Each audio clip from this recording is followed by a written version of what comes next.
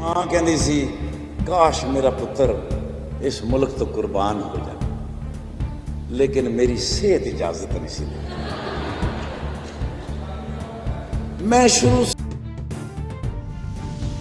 ही ना बिल्कुल यानी तस्वीर भी बनवाई है तो एक्सरे ही आए,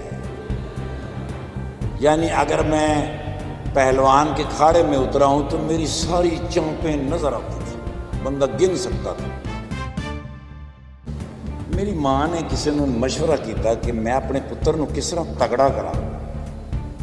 उन्होंने कहा जी मंगनी कर दो, बच्चों की मंगनियां हो जाए ना फिर वो जरा सेहतमंद फूल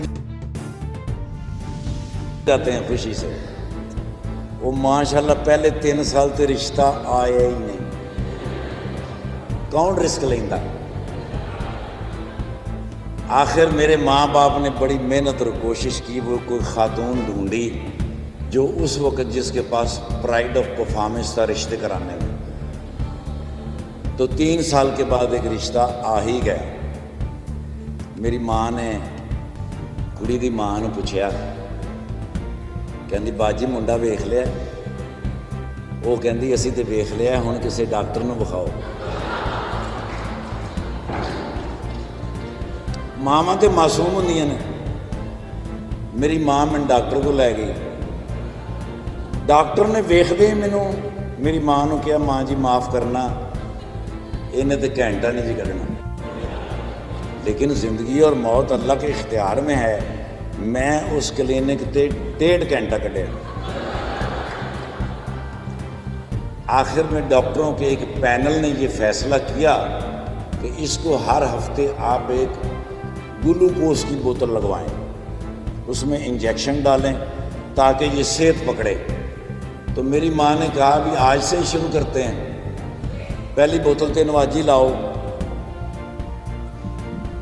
वो जदों सारा इंतज़ाम हो गया, वो नीडल सूई लगी है तो वो आर पार हो गई।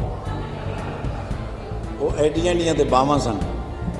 वो बड़ी मुश्किल से मैग्नीफाइंग गिलास से नाली ढूंढी गई कि जिसमें वो सूई लगनी थी। जैसे ही सूई लगी तो शेर बेहोश हो गया।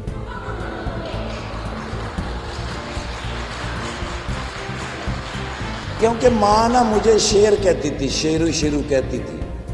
मेरे नाना अबू ने कहा था कि इसको ना आप इसी तरह का नाम लेके पुकारा करें जिससे ये फूल जाए। तो शेर नूं 1.25 घंटे बाद होश आई ते मैं स्टैंड नाल लटकिया सां ते ग्लूकोज की बोतल बैठ के पई। मैं डॉक्टर साहब नूं पूछा, मैं डॉक्टर साहब ये की हो रहा है? वो कहते ने पुत्र बहुत ही लग गई सी, वापस कढ़ रहे हैं। वो मुझे ना कोई 2, 2.5, 3 साल वो ग्लूकोज की बोतलों ने भी कोई फ़र्क नहीं डाला। फिर किसी ने कहा कि अपने बच्चे को ना आप स्विमिंग करवाएं। स्विमिंग जो है ये फुल बॉडी एक्सरसाइज है, इससे भी बच्चे तगड़े हो जाते हैं। अब मैंने सोचा कि मैं स्विमिंग पूलों के ऊपर कितना अरसा करूँगा स्विमिंग। मैंने डिज़ाइन किया कि मैं कराची जाऊँगा और मैं समंदर से ही शुरू करूँगा ताकि मेरा वक्त बच जाए। अब मैं कराची क्लिफ्टन चला गया, वहाँ से मैंने बड़ी ट्यूब एक किराए पे ली और समंदर के अंदर घुस गया। अब देखो अल्लाह का कानून ये है कि जब फजर की अजान होती है तो समंदर की लहरें बाहर को आती, और जब मगरिब की अजान होती है समंदर की लहरें अंदर को जाती हैं। और तुहाडा शेर गया ही मगरिब के टाइम पे, सिर्फ इस खौफ से कि भी वहाँ रश बड़ा होगा दिन में, तो शाम होगी मुझे टाइम मिलेगा, मैं अकेले ही दंदनाता फिरूँगा। अब वो ट्यूब जो थी वो बड़ी थी, मैंने एक यूरोपियन सी कच्छी पहनी हुई। अब अंदाज़ा लगाएं कैसा लग रहा हूँगा मैं। ट्यूब के ऊपर मैं बैठ गया। अब आहिस्ता आहिस्ता वो लहरें ना मुझे आहिस्ता आहिस्ता अंदर ले गई, और उस लहरों का मज़ा इतना था कि मैं सो ही गया। अब जब नींद आ गई तो वो पता नहीं मैं कितना अंदर चला गया हूँगा।